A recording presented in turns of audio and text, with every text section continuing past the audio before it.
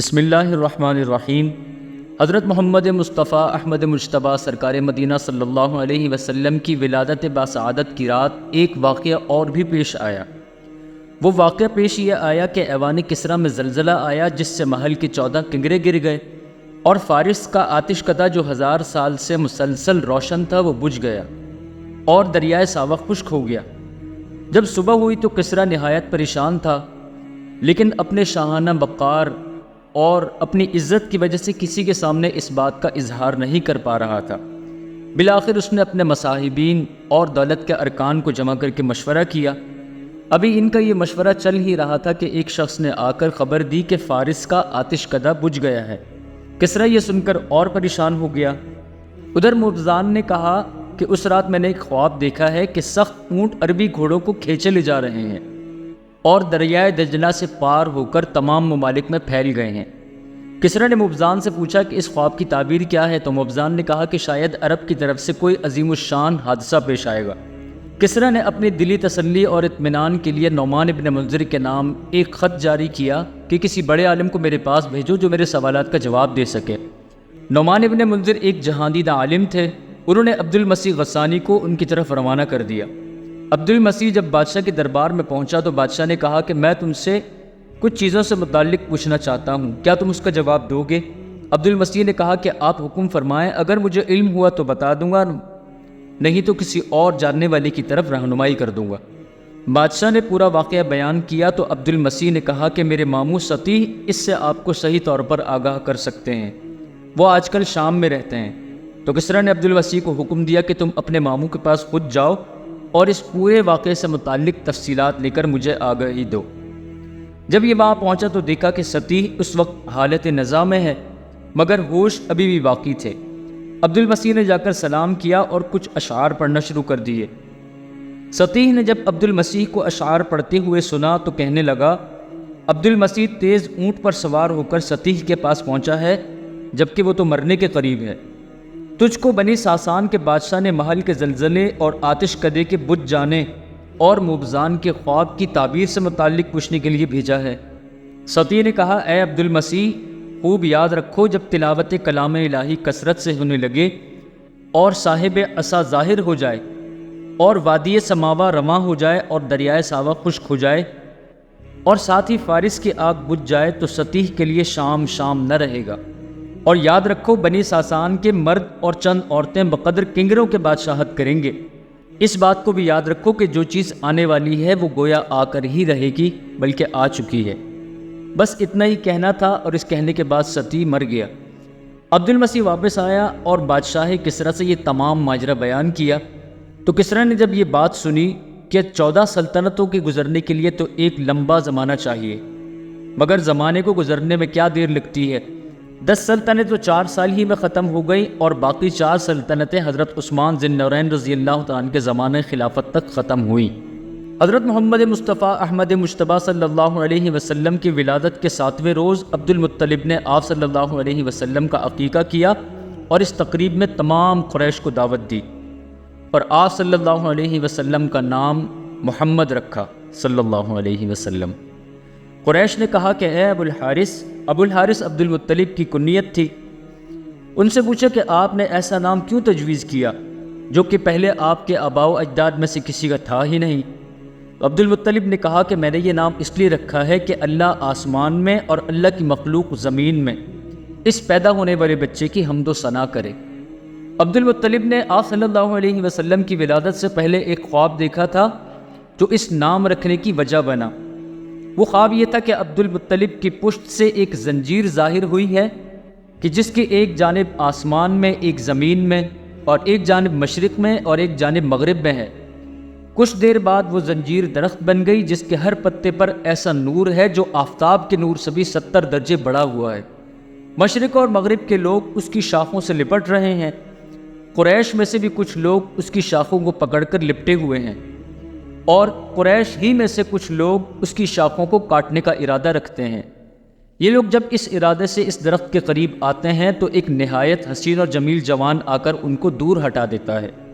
معبرین نے عبد المطلب کے خواب کی یہ تعبیر بیان کی کہ تمہاری نسل سے ایک لڑکا پیدا ہوگا کہ مشرق سے لے کر مغرب تک لوگ اس کی اتباع کریں گے اور آسمان اور زمین والے سب اس کی حمد و ثنا کریں گے۔ اس وجہ سے عبد المطلب نے آپ کا نام محمد رکھا صلی اللہ علیہ وسلم۔ عبد المطلب کو اس خواب سے محمد نام رکھنے کا خیال پیدا ہوا، اور ادھر آپ کی والدہ ماجدہ کو نیک خوابوں کے ذریعے سے یہ بتلایا گیا کہ تم برگزیدہ خلائق اور سید الامم کی حاملہ ہو، اس کا نام محمد رکھنا۔ اور ایک روایت میں آتا ہے کہ یہ بتلایا گیا کہ اس کا نام احمد رکھنا۔ اللہ رب العزت نے تمام تر عزیز و اقارب اور جتنے بھی آپ صلی اللہ علیہ وسلم کے چاہنے والے تھے، سب کی زبان سے وہ نام تجویز کرا دیا کہ جس نام سے انبیاء و مرسلین اس نبی امی فداہ نفسی و ابی و امی کی بشارت دیتے چلے آئے ہیں۔ حضرت عبد المطلب کا تمام بیٹوں میں سے صرف آپ کے والد ماجد کا نام ایسا تجویز کرنا جو اللہ کے نزدیک سب سے زیادہ محبوب ہے، یعنی عبداللہ، یہ بھی القاء ربانی تھا، اللہ کی طرف سے عطا کیا گیا تھا۔ اسی طرح آپ صلی اللہ علیہ وسلم کا نام مبارک محمد اور احمد رکھنا یہ بھی الہام رحمانی تھا۔ نبی اکرم محمد مصطفیٰ احمد مجتبیٰ سرکار مدینہ صلی اللہ علیہ وسلم کا سلسلہ نسب جو عالم کے تمام سلاسل انساب سے اعلیٰ اور برتر، سب سے افضل اور بہتر ہے۔ آپ صلی اللہ علیہ وسلم کا سلسلۃ الذہب اور شجرۃ النسب کچھ اس طرح سے ہے: سیدنا و مولانا محمد بن عبداللہ بن عبد المطلب بن ہاشم بن عبد مناف بن قصی بن کلاب بن مرہ بن کعب بن لوئی بن غالب بن فہر بن مالک بن نضر بن کنانہ بن خزیمہ بن مدرکہ بن الیاس بن مضر بن نزار بن معد بن عدنان۔ عبداللہ ابن عباس رضی اللہ تعالیٰ عنہما سے مروی ہے کہ نبی کریم صلی اللہ علیہ وسلم جب نسب شریف کو بیان فرماتے تھے تو عدنان تک پہنچ کر رک جاتے تھے، عدنان سے تجاوز نہ فرماتے، اور اس کے بعد فرماتے کہ کذب النسابون، نسب والوں نے غلط کہا، یعنی ان لوگوں کو نسب کے بیان کرنے کی کوئی تحقیق نہیں ہے، وہ جو بھی بات کرتے ہیں بلا تحقیق کے ہی کرتے ہیں۔ صرف عدنان تک آپ صلی اللہ علیہ وسلم نے اپنا خود نسب شریف بیان فرمایا ہے۔ حضور اکرم صلی اللہ علیہ وسلم کی ولادت باسعادت کے بعد 3-4 روز تک آپ صلی اللہ علیہ وسلم کی والدہ ماجدہ نے آپ صلی اللہ علیہ وسلم کو دودھ پلایا، پھر آپ کے چچا ابو لہب کی آزاد کردہ کنیز صوبیہ نے آپ کو دودھ پلایا۔ آپ کے چچا ابو لہب کو جب صوبیہ نے آپ کی ولادت باسعادت کی خوشخبری سنائی تو ابو لہب نے اس خوشی میں آ کر اسی وقت صوبیہ کو آزاد کر دیا، اور صوبیہ ہی نے آپ سے پہلے آپ صلی اللہ علیہ وسلم کے سگے چچا حضرت حمزہ رضی اللہ تعالیٰ عنہ کو بھی دودھ پلایا تھا۔ اس طرح آپ صلی اللہ علیہ وسلم حضرت حمزہ رضی اللہ تعالیٰ عنہ کے رضائی بھائی بھی ہیں۔ جناب سیدنا صدیق اکبر رضی اللہ تعالیٰ عنہ نے ایک مرتبہ آپ علیہ الصلوۃ والسلام سے عرض کی کہ یا رسول اللہ صلی اللہ علیہ وسلم، آپ کی زبان مبارک نہایت فصیح و بلیغ ہے۔ آپ صلی اللہ علیہ وسلم نے فرمایا کہ اول تو میں قریش سے ہوں اور پھر میں نے بنی سعد میں سے دودھ پیا ہے۔ اسی دستور کے مطابق ہر سال بنی سعد کی عورتیں مکہ کی طرف آتی اور شیر خوار بچوں کو اپنے ساتھ لے جاتی۔ ان میں ایک مرتبہ حلیمہ بھی تشریف لائیں، فرماتی ہیں کہ میں اور بنی سعد کی عورتیں شیر خوار بچوں کی تلاش میں ادھر ادھر مکہ میں پھر رہے تھے۔ میرے ساتھ میرا شوہر اور ایک میرا شیر خوار بچہ بھی تھا، اور سواری کے لیے ایک کمزور اور پتلی دبلی گدھی اور ایک اونٹنی تھی، اور اس اونٹنی کی حالت یہ تھی کہ ایک قطرہ بھی دودھ اس سے ہمیں نہیں ملتا تھا، اور بھوک کی وجہ سے ہم رات بھر سو نہیں پاتے۔ بچے کی حالت یہ تھی کہ پوری رات بچہ بھوک کی وجہ سے روتا، اور میرے اندر بھی اتنی طاقت نہ تھی کہ میں اس کو اپنا دودھ پلا سکتی۔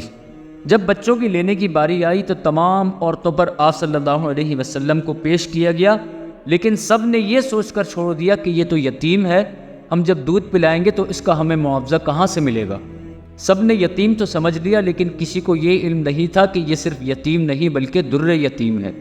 کسی کو اس بات کا علم نہ تھا کہ یہ وہی مبارک مولود ہے کہ جس کے ہاتھ میں قیصر و کسریٰ کے خزانوں کی چابیاں آنے والی ہیں۔ دنیا میں اگرچہ اس کا کوئی والی اور مربی اور حق الخدمت دینے والا نہیں، مگر وہ اللہ رب العالمین جس کے ہاتھ میں تمام زمین اور آسمان کے سارے خزانے ہیں، وہی اس نومولود اور یتیم کا والی اور متولی ہے، اور اس کی پرورش اور تربیت کرنے والوں کو وہم و گمان سے زائد اس کا معاوضہ اور بہترین انداز میں اس کی جزا دینے والا ہے۔ تمام عورتوں نے سارے شیر خوار بچے لے لیے، صرف حلیمہ سعدیہ خالی رہ گئیں۔ جب روانگی کا وقت آیا تو حلیمہ سعدیہ کو خالی ہاتھ جانا بڑا عجیب معلوم ہوا، وہ آپ صلی اللہ علیہ وسلم کو لینے کے ارادے سے چل پڑیں، اور حلیمہ سعدیہ رضی اللہ تعالیٰ عنہا نے اپنے شوہر سے کہا کہ اللہ کی قسم میں اس یتیم بچے کو ضرور لے کر جاؤں گی۔ تو شوہر نے کہا ایسا کرنے میں کوئی حرج کی بات نہیں ہے، تم اللہ تعالیٰ کی ذات سے امید رکھو کہ اللہ پاک اس کی بہترین جزا عطا فرمائیں گے۔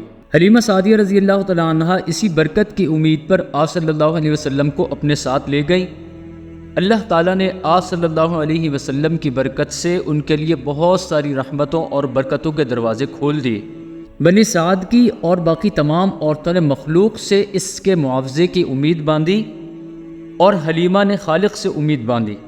حلیمہ سعدیہ فرماتی ہیں کہ اس مبارک بچے کا مجھے گود میں لینا تھا کہ مجھے اللہ پاک نے اتنی طاقت عطا فرما دی کہ آپ صلی اللہ علیہ وسلم نے خوب سیراب ہو کر دودھ پیا اور اس کے ساتھ آپ کے رضائی بھائی بھی دودھ پی کر خوب سیراب ہو گئے۔ اونٹنی کا دودھ دونے کے لیے اٹھے تو کیا دیکھتے ہیں، یہ وہی اونٹنی تھی جو ایک قطرہ دودھ نہ دیتی تھی، لیکن آپ صلی اللہ علیہ وسلم کی برکت سے اس اونٹنی کے تھن دودھ سے بالکل بھرے ہوئے تھے۔ میں نے اور میرے شوہر نے خوب سیر ہو کر دودھ پیا اور نہایت آرام اور سکون کے ساتھ ہماری رات گزری۔ تو جب صبح ہوئی تو میرے شوہر نے مجھے کہا کہ اللہ کی قسم ہم نے بہت ہی مبارک بچے کو لیا ہے۔ اس پر حلیمہ سعدیہ نے فرمایا کہ اللہ کی قسم میں بھی اللہ تعالیٰ سے بہت ہی برکتوں اور رحمتوں کی امید رکھتی ہوں۔ اس کے بعد جب قافلے کی روانگی کا وقت آیا اور سب سوار ہو کر چل پڑے تو حلیمہ سعدیہ آپ صلی اللہ علیہ وسلم کو لے کر سوار ہو گئیں۔ حلیمہ سعدیہ کی وہ دبلی پتلی سواری جس کو وہ چابک مار مار کر ہنکا کر چلایا کرتے تھے اب وہ برق رفتار بن گئی اور کسی طرح تھامے نہیں تھمتی تھی۔ یہ ساری کی ساری برکات آپ صلی اللہ علیہ وسلم کی وجہ سے عطا ہوئی تھی۔ تو ساتھ چلنے والی دوسری عورتوں نے پوچھا حلیمہ یہ وہی سواری ہے جس پر تم تشریف لائی تھی؟ انہوں نے فرمایا کہ اللہ کی قسم اس وقت تو اس سواری کی شان ہی جدا ہو چکی ہے۔ اس کے ساتھ حلیمہ سعدیہ رضی اللہ تعالیٰ عنہ فرماتی ہیں کہ جب ہم بنی سعد پہنچے تو بنی سعد میں سے زیادہ قحط کی جگہ کوئی بھی نہ تھی، یعنی سب سے زیادہ قحط بنی سعد کے اندر ہی پایا جاتا تھا، لیکن آپ صلی اللہ علیہ وسلم کی برکت سے اللہ پاک نے اس قحط کو بھی دور فرما دیا۔ اور میری بکریاں جب شام کو چراگاہ سے واپس آئیں تو دودھ سے بھری ہوئی تھی اور دوسرے لوگوں کی بکریاں بالکل خالی تھیں، ایک قطرہ بھی دودھ ان کے تھنوں میں موجود نہ تھا۔ تو لوگوں نے دیکھ کر اپنے چرواہوں کو کہا کہ تم لوگ بھی اس جگہ جا کر اپنی بکریوں کو چرایا کرو کہ جہاں پر حلیمہ سعدیہ کی بکریاں چرنے کے لیے جاتی ہیں۔ ان سب نے یہ کر کے بھی دیکھ لیا، لیکن پھر وہی نظر آیا کہ حلیمہ سعدیہ رضی اللہ تعالیٰ عنہ کی بکریاں بالکل دودھ سے بھری ہوئی واپس آتی ہیں اور باقی لوگوں کی بکریاں بالکل خالی ہیں۔ حلیمہ سعدیہ فرماتی ہے کہ ہم کھلی آنکھوں سے اللہ پاک کی خیر و برکت کا مشاہدہ کرتے رہے اور اللہ پاک کی طرف سے اترتی ہوئی برکتوں کا نزول ہم پر مسلسل ہوتا رہا۔ جب 2 سال مکمل ہو گئے تو میں نے آپ صلی اللہ علیہ وسلم کا دودھ چھڑا دیا اور اس کے بعد حلیمہ سعدیہ آپ کو لے کر مکہ تشریف لے آئیں تاکہ آپ صلی اللہ علیہ وسلم کو ان کی والدہ کے سپرد کر دیں۔ ساتھ میں حلیمہ سعدیہ نے یہ بھی سوچا کہ جب تک آپ صلی اللہ علیہ وسلم میری گود میں رہے تو اس وقت کی برکات عجیب انداز کی تھیں، تو اس بات پر انہوں نے حضرت آمنہ سے درخواست کی کہ میں کچھ وقت اور محمد صلی اللہ علیہ وسلم کو اپنے پاس رکھنا چاہتی ہوں۔ مکہ میں چونکہ اس وقت کچھ وبا بھی پھیلی ہوئی تھی تو حضرت آمنہ نے اس کی اجازت دے دی اور وہ آپ صلی اللہ علیہ وسلم کو لے کر اپنے ساتھ دوبارہ بنی سعد کی طرف آ گئیں۔